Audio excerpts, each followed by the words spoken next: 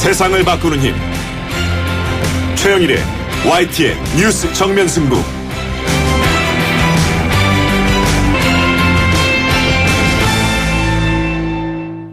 YTN 뉴스 FM 뉴스 정면 승부 3부 시작합니다. 미국 대선의 향방을 가늠할 두 번째 TV 토론이 우리 시각으로 오늘 오전 10시에 열렸죠. 두 후보 토론 시작에 앞서서 악수도 하지 않았고요. 신경전을 펼치더니 이 대선판의 최대 쟁점으로 떠오른 트럼프 후보의 음담패설 녹음 파일을 놓고 설전을 벌였습니다. 잠시 후에 전문가와 함께 종합적인 평가를 해보겠고요. 오늘 북한 노동당 창건일이었는데요. 이 북한의 도발 가능성이 점쳐졌지만 아직까지 분위기는 일단 차분합니다. 이런 가운데 미국 정부 인사들이 잇따라 우리나라를 찾으면서 대북 전방위 압박에 나서고 있고요. 오늘부터 한미 양국군이 미군 항공모함까지 투입되는 대규모 해상훈련에 들어갔습니다. 미국의 압박 외교 실효성과 북한의 추가 도발 가능성에 대한 전문가 의견도 3부에서 들어봅니다.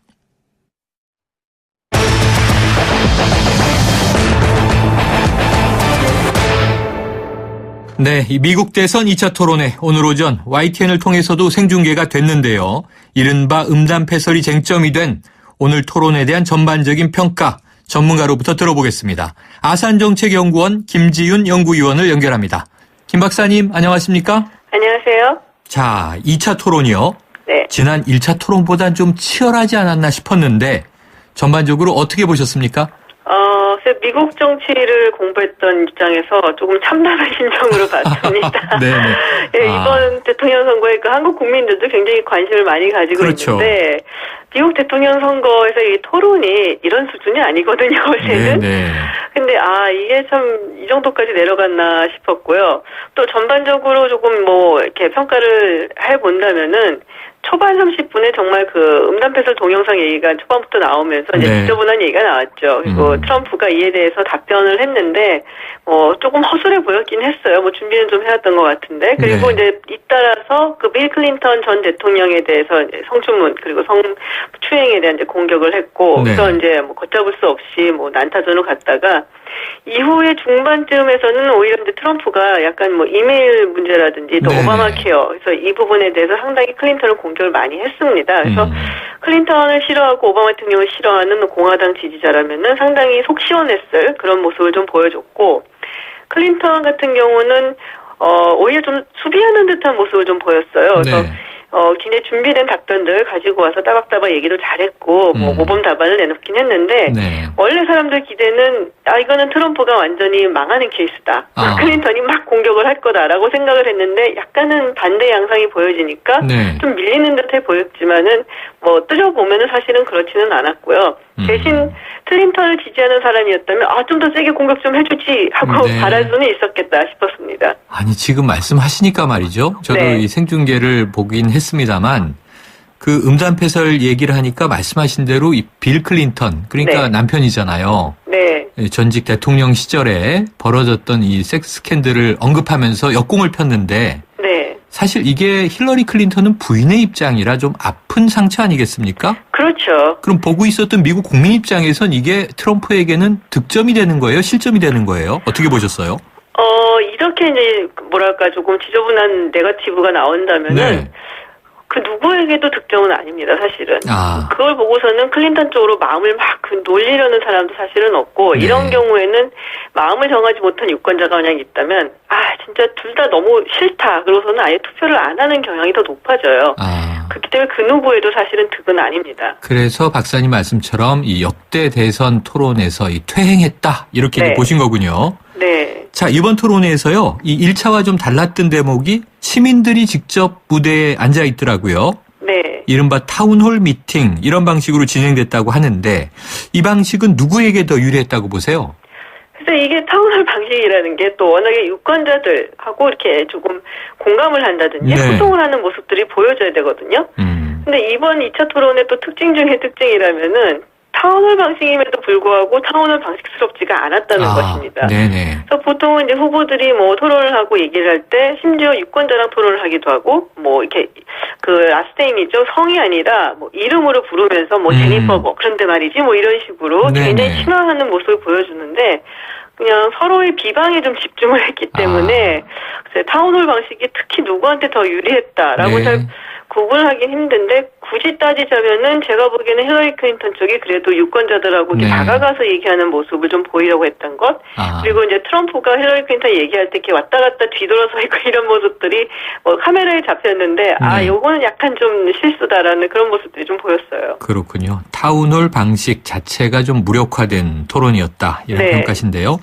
자, 어쨌든 이제 이 음담패설 문제가 거론됐고요. 또 이 클린턴에 대해서 트럼프는 이메일 스캔들 이거 실수였다라고 또 사과를 하는 모습도 나왔는데 네. 이 2차 토론의 결과 두 후보의 지지율 변화는 어떻게 예상하세요?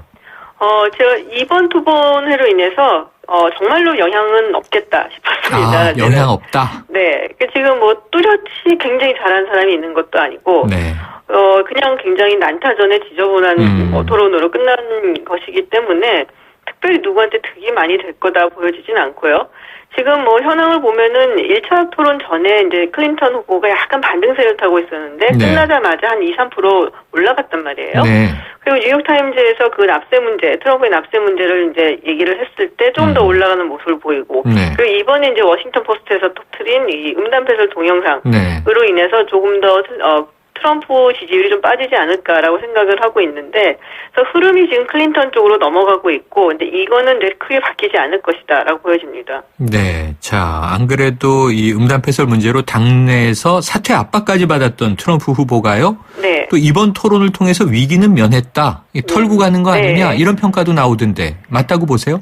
이게 뭐 사퇴 압박이라고 하지만 실제로 이제 굉장히 많이 비판을 하고 또 이제 지지를 하지 않는다, 지지했다가 거두는 그런 모습이 더 많았고요. 네. 실질적으로 사퇴 압박을 거론을 했던 사람들은 한 15명 내외를 제가 알고 있습니다. 네네. 그리고 뭐 지금 절차적으로 봐서도 뭐 현실화되긴 사실 어렵고, 상원 의원들이나 특히 이제 선거를 앞둔 상원 의원들은 자신들의 이제 정치적인 입지 때문에 트럼프를 굉장히 크게 세게 압박을 한 것이고요. 글쎄, 토론회가 있어서 이 트럼프가 굉장히 잘했기 때문에 이걸 뭐랄까 좀 굳히고 나왔다라기보다는 우리 야구 경기 이렇게 볼 때 비가 네. 이렇게 딱 내리면은 막 이기고 있던 팀이 비가 그친 다음에 다시 경기를 했을 때 약간 맥이 끊기잖아요. 그렇죠. 그러니까는 이 토론회라는 것이 있었기 때문에 잘해서 덮었다기보다는 약간 그 스캔들의 맥이 좀 끊긴 게 아니냐 맥이 이렇게 보시는 게 끊겼다. 맞고요. 근데 언제든지 다시 나올 수는 있으니까요. 이게. 네. 역사상 최악의 이 추잡한 토론 이런 수식어가 붙어버렸으니까 네. 이 이야기를 또 이 힐러리 클린턴 캠프에서 자꾸 거론하기도 좀 민망할 것 같습니다. 네. 그런데 이 공방전이 너무 아까 말씀하신 대로 좀 까칠하고 치열하게 전개되다 보니까 청중 한 명이 서로에게 칭찬할 것을 요구했다 이런 이제 대목이 나왔는데 저는 이 대목을 못 봤거든요. 어떤 네. 상황이었습니까? 이게 마지막 질문이었어요. 네. 그래서 어떤 유권자가 일어나서 그럼 서로 긍정적인 부분에 대해서 얘기를 한번 해봐라. 네. 그랬더니 이제 힐러리 클린턴 같은 경우는 트럼프가 자녀들 참 잘 키웠고 잘 성장을 했다. 네. 그런 걸 보면은 좋은 아빠였다. 교육을 잘 시켰다라는 아하. 얘기를 했고 트럼프 같은 경우는 이제 힐러리 클린턴이 끝까지 포기하지 않고 노력하는 전사 같은 여인이다. 이렇게 표현을 했습니다. 네네. 그래서 진흙탕 싸움 속에서 좀 빛나는 질문이었다라고 말씀드릴 수 있고요. 네. 제가 보기에는 사실 이게 의미심장한 것이 하도 서로 욕들만 하니까 네. 도대체 유권자들 입장에서는 너희들을 찍을 이유를 좀 다 줘야 되지 않겠냐 하고 물어보는 것이 아니었나 네. 싶습니다. 참 빛나는 질문이라고 말씀하셨지만 네. 전체 분위기를 보면 이게 억지 춘향 아니었나 이렇게 싶기도 한데요. 네. 자, 그런데 이제 워낙 음담패설 문제에 집중이 되다 보니까 추잡한 이런 이야기까지 됐는데 그 외에 이걸 좀 제외해 놓고요. 네. 토론회에서 다뤄진 중요한 현안들 좀 어떤 대목에 주목하면 좋겠습니까? 기본적으로 이제 선거라는 것이 경제 정책과 관련이 이제 가장 많거든요. 네. 그렇기 때문에 이제 세금 정책 이야기가 나올 것이고요. 그리고 글쎄요. 저는 참 놀란 것이 이민 정책 얘기가 나오지 않은 것이 조금 놀라웠어요. 그래서 이민 정책 얘기는 이번에 안 나오네 싶었는데 글쎄 3차 토론에는 이제 국제 이슈에 좀 집중을 할 것이다 하지만 아마도 나올 수도 있겠다라는 생각을 좀 했고요. 통상 문제는 아마 1차 토론에서 많이 나와서 그렇게 많이 이제 이슈로 만들지는 않았던 것 같습니다. 그럼 결국은 아까 말씀하신 대로 이민 정책이 다뤄지지 않았던 점이 좀 이제 기대했던 바에선 특이했다 이런 네. 말씀이시고요.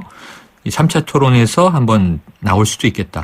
그럼 마지막으로 남은 3차 토론 이게 10월 18일인가요? 19일로 되어 있습니다. 19일. 네네. 그럼 한 달도 남지 않은 대선에서 마지막 토론인데 자, 1차, 2차는 이미 보았고 우리가 지나갔고 평가도 했으니까 네. 3차 토론은 어떤 변수로 여겨지십니까? 보통 3차 토론 같은 경우는 이미 거의 결정이 난 상태에서 치러진다고 하거든요. 네네. 그래서 이게 이제 국제 이슈가 많이 다뤄질 것이다라고 보고들이 있고 지금 이제 그 극우 성향의 네트워크죠. 팍스뉴스의 크리스 워러스가 진행자로 지금 선정이 되어 있습니다. 네. 그래서 이것도 또 진행자가 어떤 식으로 진행을 하면서 이번 토론이 이루어질 것인가도 한번 볼만한 관전 포인트가 될 수 있겠고요. 네. 클린턴 입장에서는 아마도 그냥 큰 실수 없이 무난히 끝나주기를 바라고 있을 것이고요. 트럼프는 약간 좀 이게 국제 이슈가 다뤄진다면 약간 네. 좀 많이 과외를 좀 해야 되지 않을까. 아무래도 좀 본인이 약한 분야가 그 외교 안보 정책 쪽이기 때문에 그래서 그 부분을 이제 또 주목해서 봐야 될 얘기고. 한 번 더 한국 얘기가 나올 수도 있겠다 싶은 생각이 좀 듭니다. 네. 자, 그러면은 3차 토론 외에 이 11월 8일까지 남은 기간 중에 네. 또 어떤 변수가 혹시 있을까요? 글쎄요, 지금 뭐 트럼프가 오늘 얘기한 것 중에 하나가 자기는 그냥 말만 한 것이고 이게 뭐 남자들끼리 뭐 약간 지저분한 얘기한 거 아니냐. 근데 빌 클린턴 정말 행동을 하지 않았냐라는 얘기를 했습니다. 여성 학대라는 표현을 쓰더군요. 네. 그래서 글쎄 뭐 근데 제가 보기에는 말만 한 것 같지는 않고요.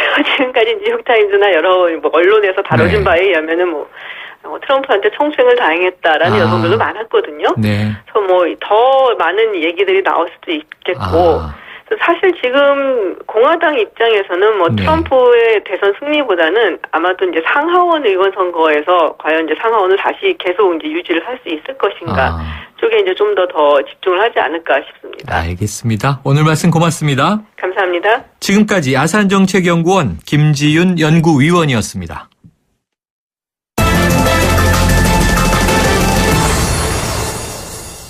네, 자, 미국 대선 흐름도 중요하지만요. 10월 10일 오늘은 북한의 노동당 창당 기념일이었는데요.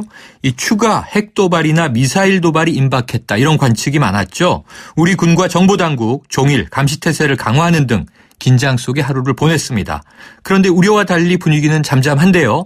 자, 세종연구소 홍현익 수석 연구위원을 연결해서 북한의 동향과 전망 살펴보겠습니다. 홍 박사님, 안녕하십니까? 네, 안녕하십니까? 네, 자, 주말 내내도 이 얘기가 있었고요. 오늘 오전까지도 이 북한이 당 창당 기념일을 전후해서 또다시 핵실험을 하거나 미사일 쏘지 않겠느냐 이런 전망이 있었는데 아직은 조용하네요. 네, 이번 그 당 창건일 계기로 도발은 아마 지나가는 것 같습니다. 네. 오늘 오전에도 제가 다른 방송에 나가서 오늘 도발이 있을 가능성이 매우 적다 이렇게 얘기한 바 있는데요. 김정은이 조금이라도 전략을 생각하는 사람이라면 오늘 도발할 이유가 너무나 어려운 상황이죠. 도발하기에는. 네. 왜냐하면 어떻게 보면 한국과 미국이 전략 자산을 여러 개 지금 투입해고 항공모함부터 시작해서 조인트 스타스라고 하는 현존하는 최고의 그 정찰기. 거기다가 지금 한미 훈련하는 내용이 정밀 타격 훈련 이런 거 하고 있고 이지스함도 여러 척 와 있고 따라서 북한이 장거리 미사일이라도 쏘면 요격당할 수도 있고요. 핵 실험하는 것도 동향이 면밀하게 관찰될 가능성이 크기 때문에 한국과 미국이 북한의 도발을 억제했다 이렇게 평가할 수도 있겠고요. 거꾸로 김정은 입장에서는 한국과 미국이 울고 싶은 사람 뺨 때려주는 그런 역할을 지금 하는 격이니까 오늘 도발하면 그러니까 한국과 미국의 의도를 좌절시키기 위해서 도발하고 싶지만 참았다 이렇게 볼 수도 있을 것 같고요. 더군다나 지금 유엔 안보리 제재가 지금 랴오닝 홍상그룹에 대해서 미국이 세컨더리 보이코트 거의 비슷한 지금 조치하고 있잖아요. 거기에 대해서 북한은 지금 몸살이지 않을 수가 없습니다. 대외 교육의 90%를 차지하는 중국이 자칫하면 북한하고의 교육을 획기적으로 줄일 수 있거든요. 그렇기 때문에 중국의 입장을 생각해서도 지금 도발하는 건 매우 위태롭다. 금년 1월 달에 핵실험하고 2월 달에 장거리 미사일 도발했다가 사상 최고의 지금 2270 그 제재 받고 있잖아요. 네. 요번에 또 만약에 어제 오늘 도발했으면 요번에는 아마 정말 사상 최고 수위의 대북 제재가 불가피하기 때문에 김정은이가 그런 계산을 했음직도 합니다. 아, 전략적으로 생각하는 입장이라면 도발했을 수가 없다. 또 한미 동맹의 억지일 수도 있다라는 말씀도 주셨어요. 네. 근데 변수가 워낙 많았습니다. 최근에 북한 내부에는 홍수 피해가 심각했고요. 네. 그리고 말씀하신 대로 한미 군사는 뭐 역대 초유의 불굴의 의지 작전이 오늘부터 15일까지 시작이 됐고요.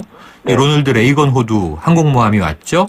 네. 그리고 또 말씀하신 대로 이 국제적인 경제 제재 압박이 계속되고 있고, 그리고 또 하나 한국의 이 서맨사 파워 유엔 주재 미국 대사가 왔잖아요. 네. 어제 판문점까지 찾아가서 대북 경고 메시지를 내지 않았습니까? 네네. 그럼 이 복합적인 변수가 다 함께 작용을 한 건가요? 그렇죠. 서맨서 파워가 상징하는 거는 지금 유엔 안보리 제재를 주도하고 있는 사람이잖아요. 네. 제가 약간 우려되는 거는 이분이 지금 중국하고 적극적으로 협상하고 있어야 되는데 한국과 미국이 왔다는 건 뭔가 잘 안 되고 있는 게 아닌가 이런 좀 우려도 아하. 드는 것과 동시에 네. 아예 그냥 한국과 일본의 중국 근처에 와서 중국에 대한 압박 수위를 높인 게 아니냐 이렇게 해석할 수도 있고요. 서맨사 파워는 인권 문제 전문가이기 때문에 네. 하나원도 방문하고 또 새로운 차원의 대북 인권 제재 차원의 강력한 제재가 나오리는 걸 또 시사하고 있고 그다음에 모든 수단을 동원해서 지금 제대하겠다라고 이렇게 얘기한 것은 랴오닝 홍상그룹에 지금 중국은 잔뜩 그 문제를 지금 주시하고 있거든요. 네. 지금 랴오닝 홍상그룹은 중국이 자체 조사하고 있지만 미국이 지금 수십 개 기업을 따로 지금 조사하고 있어서 만약에 세컨더리 보이콧 차원에서 중국의 기업을 미국이 직접 제재하면 네. 미중 간에 엄청난 알력도 생기겠지만 중국으로서는 막대한 손실이거든요. 네네. 그렇기 때문에 서맨사 파워는 이런 가능성을 휘둘러 보이기 위해서 온 것이 아닌가. 그렇기 때문에 이런 상황에서 김정은이 도발한다고 하는 거는 정말로 자살골을 넣는 거나 마찬가지죠. 그래서 그렇군요. 아마도 중국의 입지를 세워주기 위해서도 자제했을 것이다 이렇게 생각이 되는 겁니다. 네, 박사님. 그럼에도 불구하고요. 10월 10일 오늘은 무사히 넘어간다고 하더라도 네. 지금 북한이 언제든지 핵실험이나 혹은 미사일을 쏠 준비가 돼 있다라는 이 진단이 굉장히 많이 나오고 있는데요. 네. 혹시 추가 도발의 가능성 근일 내에 있습니까? 며칠 내로는 뭐 크지 않다라고 보고요. 네네. 특히 15일까지 지금 불굴의 의지 지금 네네. 저 훈련하는 도중에 특작 훈련이라고 자칫했다가는 하거든요. 북한은 정말 혼쭐 날 겁니다. 네. 그러니까 15일까지 넘어가고 그다음 계기가 언제냐면 11월 8일 미 대선인데 그래서 11월 초가 또 위기설이 또 나올 가능성이 굉장히 크고요. 네. 그때 가능성이 꽤 크고요. 그때가 아니라면 통상 12월 12일쯤 금년은 또 김정일이 사망한 지 5주기 되는 해잖아요. 네네. 꺾어지는 해기 때문에 위성 강국해가지고 자기 아버지 위협을 보여주기 위해서 장거리 미사일 쏠 가능성이 꽤 크다고 보여지기 때문에 네. 연말까지로 보면 약 90% 정도 되지 않을까 도발 가능성이. 그 연말을 넘긴다고 네. 하더라도 내년 1월 20일 날 미국 대통령 새로 취임하면 그 봄에도 또 쏘거나 실험할 수 있습니다. 그래서 지금 생각되는 게 대북 제재 일변도로 해가지고는 북한의 도발 과연 막을 수 있을까? 네. 이게 이제 걱정인데요. 미국에서 그래서 선제 타격론도 나오지만 대북 제재와 동시에 대화도 해야 된다는 얘기도 굉장히 강하게 지금 나오고 있거든요. 그렇기 때문에 우리는 지금 국제 여론의 주시를 하고는 있습니다만 미국 내에서 북한과 대화도 해야 된다는 얘기가 나온 건 많이 보도는 안 되는 거고 있는 것 같아요. 네. 그렇게 보면은 지금 트럼프가 되든 힐러리가 되든 차기 미 행정부가 북한과 대화할 가능성을 우리가 생각을 하면서 우리도 대외 전략을 해야 되지 않을까 생각됩니다. 그렇군요. 조금 또 새로운 방안을 개발할 필요가 있다 이런 말씀이신데요. 자, 그리고요. 국제외교 차원에서요. 지난달 이 북한의 5차 핵실험과 관련해서 유엔 안보리 대북 제재 결의 논의가 좀 진전이 없어 보입니다. 네. 역시 변수가 중국인 건가요? 중국도 그렇지만은 지금 유엔 안보리 그 의장국이 러시아가 됐습니다. 네. 러시아를 우리가 좀 가볍게 보는 경향이 있는데요. 네네. 러시아도 지금 사드 배치에 아주 상당히 지금 불만이 많고요. 중국 얘기만 많이 있었죠. 네. 그리고 러시아 역시 중국뿐 아니라 러시아 역시 유엔 안보리 제재만 해야지 각국이 개별 제재하는 거는 이건 부당하다 이렇게 하면서 각국이 추가 제재하면 이거는 한반도 상황을 더 악화시키고 북한의 추가 도발을 유발한다 이렇게 보고 있습니다. 러시아 역시 중국도 마찬가지고요. 그렇기 때문에 러시아가 의장국이기 때문에 이번 달에 이 안보리 결의안 도출되기가 쉽지 않다. 지난 1월 달에 핵실험하고 57일 만에 도출이 됐는데요. 안보리 결의안이. 이번에 57일 넘길 가능성도 배제할 수는 없습니다. 장기화되겠군요. 자, 그런데 지금 아까 말씀하신 대로 국내에서 좀 이 평화적인 방안은 덜 보도된다 이런 말씀도 하셨지만 오늘 국방부는요, 이 북한이 핵무기를 사용할 임박한 징후가 있을 경우에 자위권적 차원에서 선제 타격을 할 수 있다 이렇게 밝혔잖아요. 네. 선제 타격론이 뭐 이 한미 일각에서 계속 나오고 있고 국방부가 직접 언급했는데 어떻게 보세요?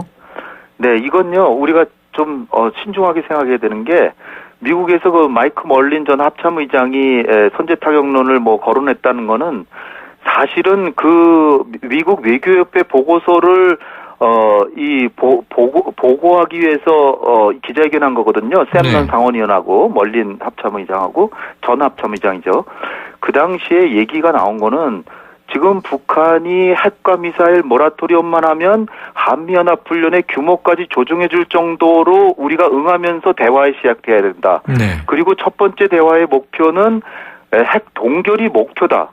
지금까지는 한국과 미국이 핵 동결은 이미 북한이 해야 그리고 IAEA 사찰단까지 초청을 해야 육자회담 들어간다 그랬는데요.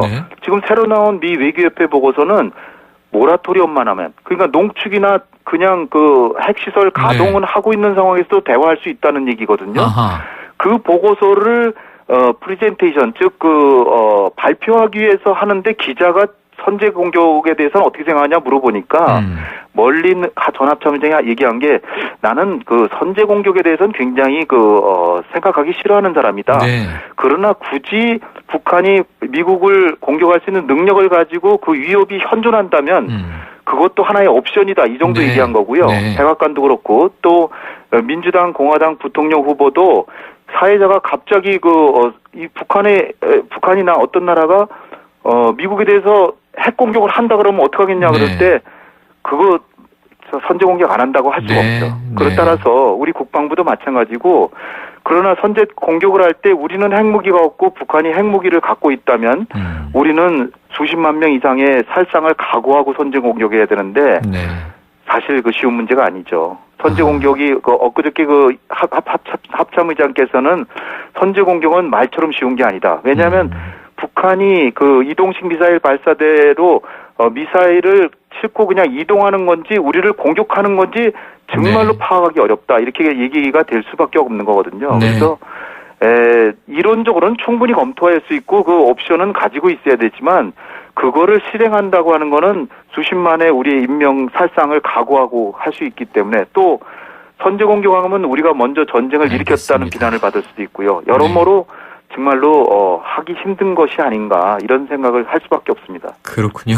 오늘 말씀 여기까지 듣죠. 고맙습니다. 감사합니다. 지금까지 세종연구소의 홍현익 수석연구위원이었습니다. 1644 1644 대리운전 1644 불러보자 꽃배달도 1644 1644 전국 꽃배달 배송비 포함 3단 환 54,000원부터 3단 환 54,000원부터 1644 꽃배달 1644 대리운전 1644 1644 당신의 제규어는 수만 번의 코너링 후에도 그 가치가 확실히 지켜져야 합니다. 제규어가 보장하는 제규어 인증 중고차 서비스 트레이드 인 프로그램.